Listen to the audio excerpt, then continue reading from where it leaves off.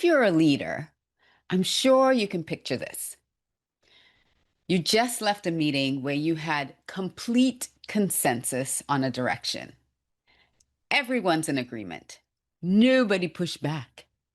The vibe was immaculate. And you walked out feeling like a visionary.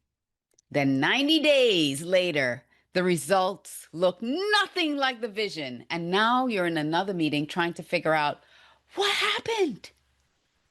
What went wrong? But the thing is, nothing technically went wrong. Everyone basically executed. But the thing that actually went wrong happened way before that. And it's why you're not getting the results that you're looking for. Stay tuned because that is exactly what we're going to get into today. What is your story? It may take time to find it. You may even question if you have one worth telling. But when all seems lost, your story finds you. Because you don't need permission, just a place. And we'll be waiting. The American Black Film Festival. Everyone has a story. Yours belongs here.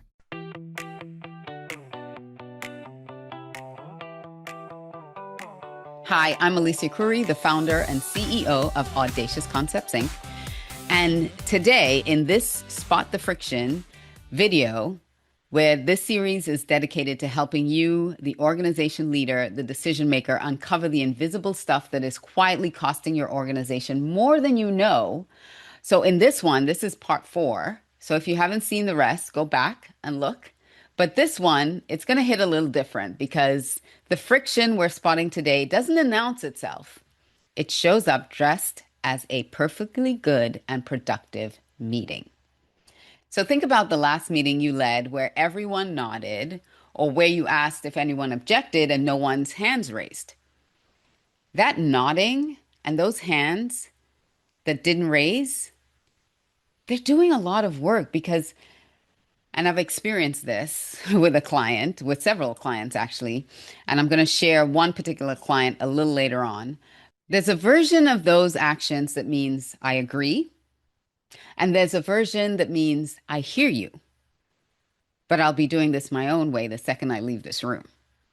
And the wild part is these nods, the no objection, look exactly the same from where you as the leader is standing. What you think you have in that moment is alignment. What you might actually have is compliance wearing alignment's outfit. And those two things perform very differently when the rubber meets the road. Now, here's where it gets interesting because the gap between what you expect and what your team actually does is not always about motivation or attitude or even communication. Sometimes it goes deeper than that. It goes all the way down to the person's instinctive wiring and how they're wired to take action. And this is what I've been talking about in this series. It's called conation. And over 50 years ago, a researcher named Kathy Kolbe figured out how to measure it. Not personality, not IQ, not whether you're a morning person or a night owl. It's the actual instinctive way you take action, make decisions, and solve problems when something needs to get done. She called it the Kolbe method, and it works across 4 action modes. The fact finder, how you gather and share information. The quick start, how you handle risk, uncertainty, and change. The follow through is how you see patterns, systems, and processes. And implementer is how you deal with your 3D environment. It's about space and tangible things, implementation tools.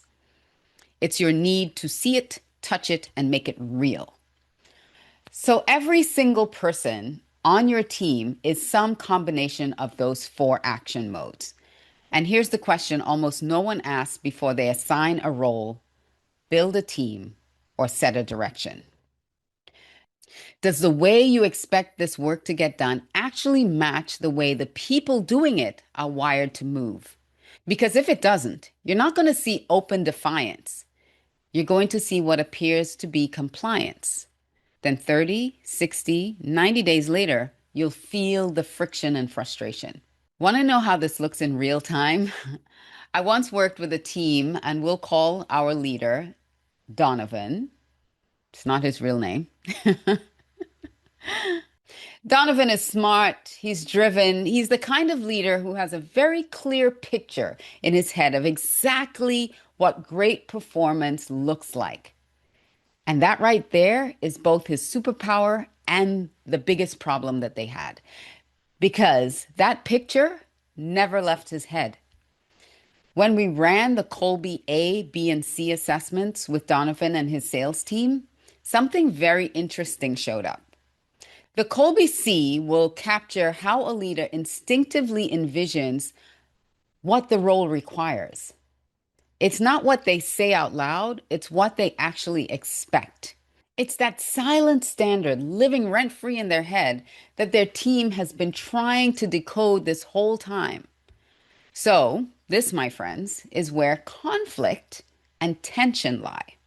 As for Donovan, the Kolbe C report that we ran revealed that he was envisioning the sales role for himself and his sales team as a 10 quick start.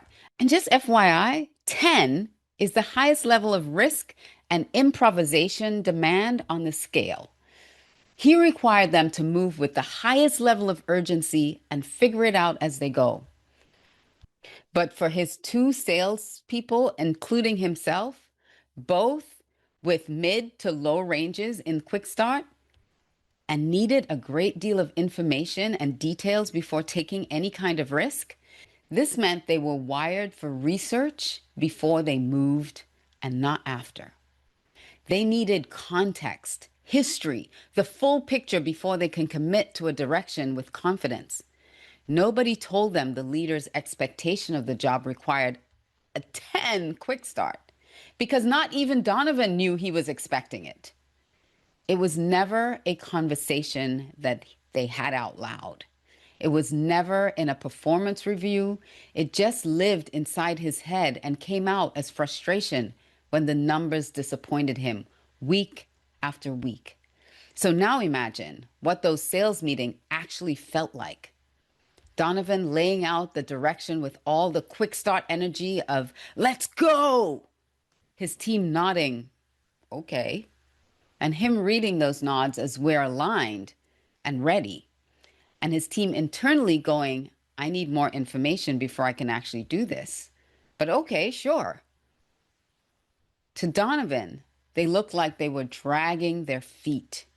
To them, it felt like running in wet concrete, wearing someone else's shoes every single day. And here's what nobody in that room could do until we ran the data. Nobody could name it. There was no language for it, just frustration on one side and stress on the other, and a huge performance gap in the middle that everyone had a different explanation for. The Kolbe C report did something that no performance conversation had managed to do.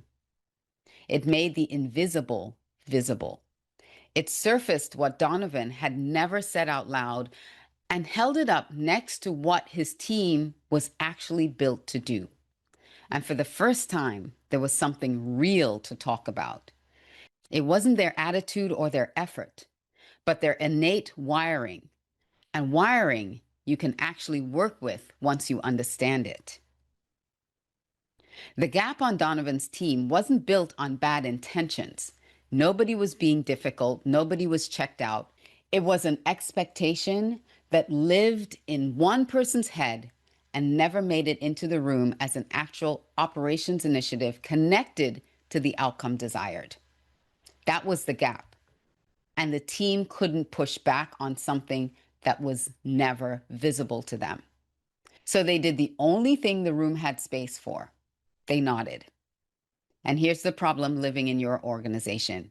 You already have a version of this. Maybe it's not sales. Maybe it's a project that keeps stalling, a team member who seems disengaged, a result that never quite matches the vision, no matter how many times you recommunicate that direction.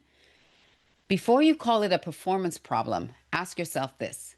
Have your expectations actually left your head? Not the vision, not the goal, not the deadline, the method, the instinctive way you expect someone to move when they're doing this job right. Are they supposed to research first or experiment first? Build a system before they start or figure it out as they go? Because if you have never named that, your team has been trying to execute a vision they haven't been given a blueprint to execute successfully, while the expectation lives with you. When was the last time someone told you a plan was wrong or incomplete before you launched it? When was the last time you were genuinely surprised by what your team actually did to solve a problem? If you can't answer those questions, what you have might look like alignment, but it's most likely just empty compliance. And those two things perform very differently when it counts. You don't feel the cost of this the day it happens. You feel it 90 days later when the results don't match the vision and everyone has a different explanation for why. The nod was never the agreement. It was the friction you didn't spot. So I'm Alicia, and you've been listening to Spot the Friction. If this felt uncomfortably familiar, then good. That means there's a simple solution to ending the frustration. So if that's you, reach out to us at support@aliciacurry.com, or you can go to audaciousconceptsinc.com to learn more. Now, if you know someone dealing with this mislabeled friction, share this video with them. I'm inviting you to come back to part 5 because the past few weeks we've been talking about friction, but not all friction is negative. So we're going to unpack when friction is productive and when it's destructive. So I'll be back for that one.